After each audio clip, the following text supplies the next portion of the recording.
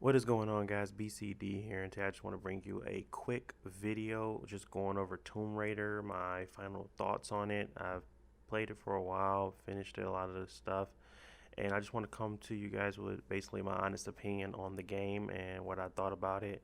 Coming out with all these extra, all these games, it just got overshadowed. So I just wanted to revisit it after this long period of time and give you my final thoughts on it.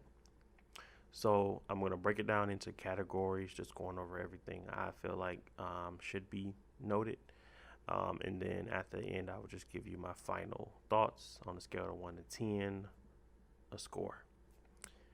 So starting off, I want to just go over the story.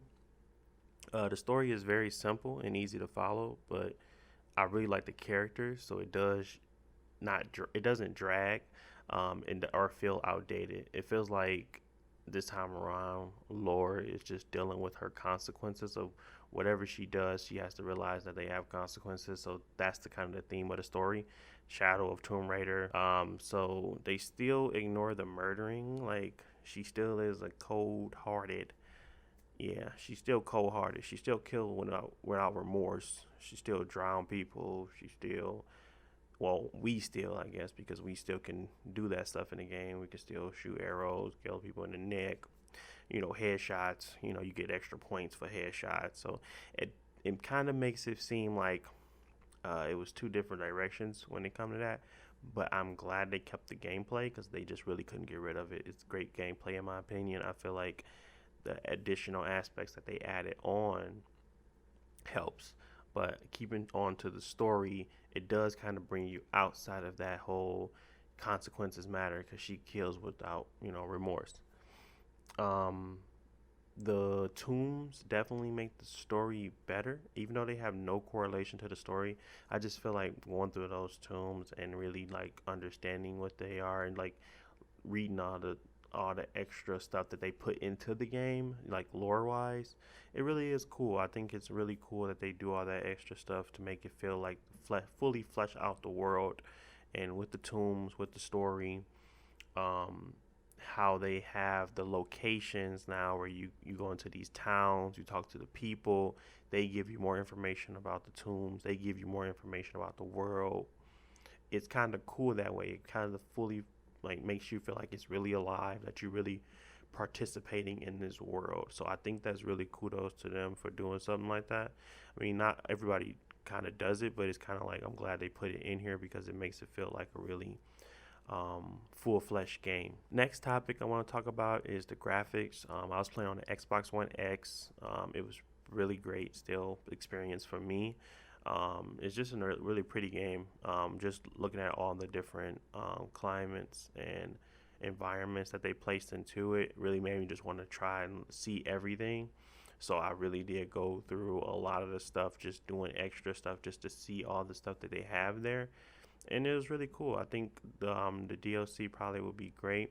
I want to talk about that later too, but I think them just having that art direction there, which I always think they have a pretty good art direction. I think it was a really great one this time around as well. And I think they had a lot of different variety in there so they can like really play around with it and really, express their creative thought. But graphics was pretty good. Sound was still the same. I really played this whole thing with my HyperX headphones on, and it really did feel like I was immersed into the world. I really like to play all my games with headphones, but yeah, I really liked the sound of this. It was a lot of sections where you were alone, so it did help to have that type of sound where it made you feel like you was intense, or if it was more so you was just like sometimes it was just dead silent and it just made you feel even more alone, like you was in danger or something. So it really did do a good job with the sound. Content wise, so I beat the story. Content wise, I beat the story in about I would say 10 hours. Not, I think it might have been less, but the story wasn't that long. I didn't feel like I was, going playing it for a long time. I felt like I probably was just breezing through it because I enjoyed it so much. But after I looked back at my time, I think it took me like 13 hours, and the rest of the stuff took me about another 6 hours to beat all the tombs and all that stuff and go back and collect everything. It really not a long game. So maybe because of the difficulty I was putting on, but it really isn't that long of a game. I still enjoyed everything about it, but it wasn't as long. I thought it would be more content there. But really, the production, the graphics, the sound, the acting, all of it was on par of a pretty AAA game. So I don't think them lacking in the amount of time that it takes to beat it really is something I want to bring up in this case anyway. And last thing I want to talk about is the price, and the price dropped quick. Um, I don't like the fact that they did that, to be honest. I don't like the fact that they dropped it really low, like 2 weeks or a week after. I think it was 2 weeks after it went to 44.99 because everybody that paid for full price were kind of like, okay, I could have waited 2 weeks and got it for cheaper.